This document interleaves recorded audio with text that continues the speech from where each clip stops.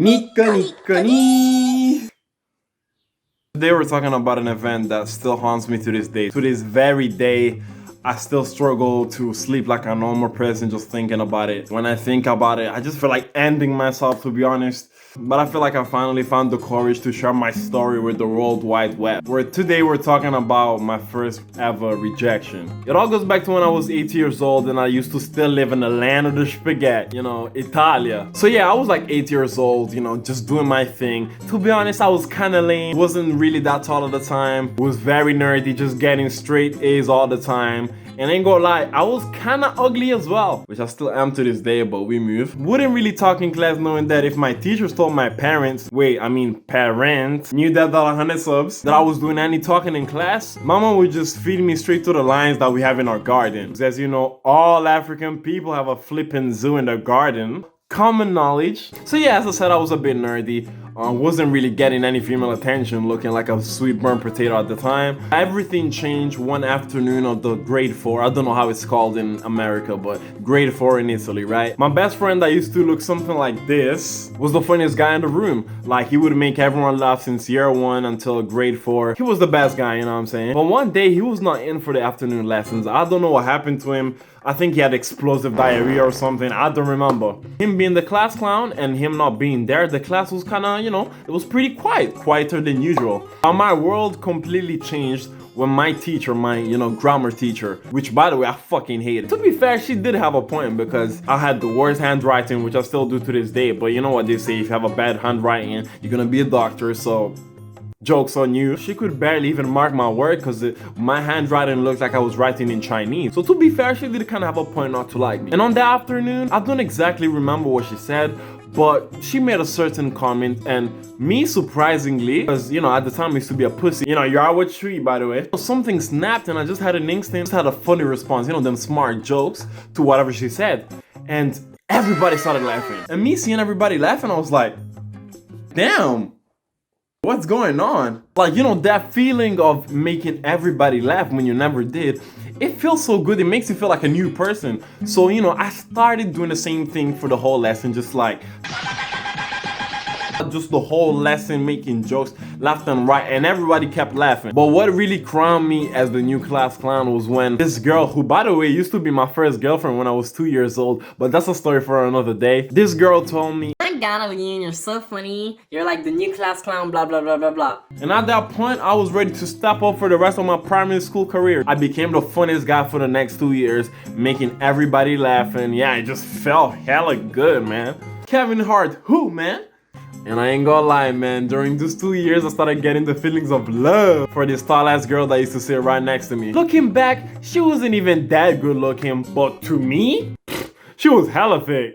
All this in the context of me being in primary school, obviously. She just had a golden personality, man. She was like one of the best girls I've ever met. And because of that, I decided that on the last year of primary school, I was finna put a ring on that finger. But needless to say that I chickened out and I couldn't ask her out. So then it was about time for us to pick a middle school to go to. And I was supposed to go to the same middle school as my sister because it was the closest school to our house. I begged my mom not to go to that one, but to go to a different one because, all my friends went to that different middle school. And also, my crush went to that school, but she didn't know that. Went on my knees and begged my mom with all my strength to please send me to that school.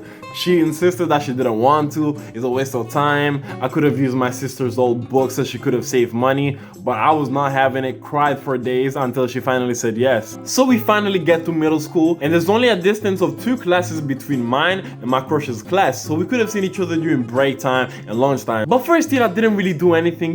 I was testing the waters, feeling that middle school experience. Didn't really want to take things too fast, so I decided to take it easy, not really do anything, and wait for the next year. But now second year comes and I'm on game mode. I'm ready. I'm thinking, this time I finna do it. I finna ask her out. She will get filled up. I was gonna make her go from calling me Ali Yoon to calling me Daddy. So second year of middle school starts and I still don't have a phone to talk to her. So I ask my mom to buy me a phone and she gets me the Huawei. I don't really know how to say it because as you can see, I cannot speak Chinese. But she gets me a new phone and I decide to get a number and bring my A game. I was like, damn, we finna flirt, we finna do this and that, and I get the phone. And honestly, this is the part where I just cringe the most thinking about it.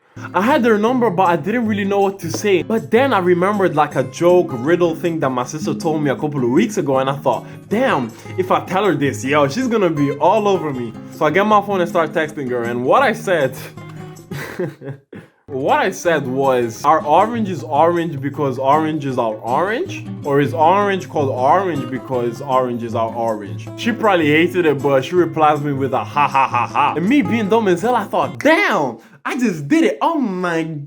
I thought it was Casanova. I was thinking her room must be looking like a lake by now, you know what I'm saying? Needless to say that she probably didn't think that, but hey, I was happy for the moment. We keep on going on and off texting for the next couple of months until a day where my bubble was burst because turns out that she got a new boyfriend. And that boyfriend is one of the people that I hate the most in the school. I've already told you, by the time I used to be lame as hell and I didn't really know what to do in that situation, so I thought the best thing for me to do would be texting her every day for like, what, 3 months or something, telling her, oh my God, the guy that you're with is such a bad guy, you should leave him, I'm sure there's someone better for you. Some cringe ass stuff that looking back now, I just feel like shooting myself thinking about it. But anything I said, she'd be like, yeah, you're probably right, but she wouldn't really leave him. I did everything I could to make them separate until one day I had my golden chance. We used to have a group chat with all the people for my year, and one day he sends a risky photo of this girl not wearing anything. And everyone was disgusted because, you know, we used to be like 11 or 12, including me. Like, I honestly was disgusted by the picture. I ain't gonna lie though, looking back now, I should have saved that picture and, you know, inspected it further. So this was my golden opportunity. I started trash talking. I was pretending to be more pissed off than I actually was, so he would look bad in front of the girls, and that worked. I was extremely happy. I thought, okay, in a couple of days,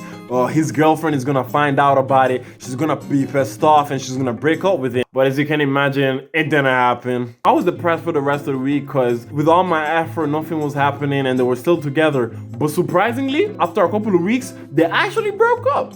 Time I wasn't playing games, I said I was gonna do it. I'm not gonna waste this opportunity. Give her about a month to heal from the last breakup, and then I decided that I was gonna ask her out. Tell her to meet me on a Monday afternoon, and she didn't know that it was gonna be her time to be my wife. That was my first time asking a girl out, but to be honest, I was kind of confident. Like, everybody said that we looked like a couple, you know, we were very close. She would always reply to my messages quick. I was ready, man. I thought I had it secured in the bed, you know what I'm saying? Monday arrives and I'm ready to take that dub, you know what I'm saying? I was confident I was gonna finally have a girlfriend. We was gonna go on dates to I don't know, to flipping Little or something. So yeah, I see her after school and I tell her how I feel about her. And she tells me that she only sees me as a friend. I was honestly shocked at the time. I thought maybe I heard her wrong.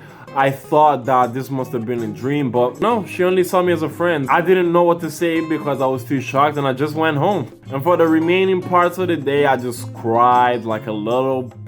But it's not over, because to add fuel to the fire, one day during our lunch break, because in Italy during lunch break you can leave the school, I was walking around, you know, getting my food. And when I was walking back to school, guess what do I see? I see my best friend, my same best friend that was the one cheering me on, telling me to ask her out. Then I see the tallest girl that I had a crush on that just rejected me.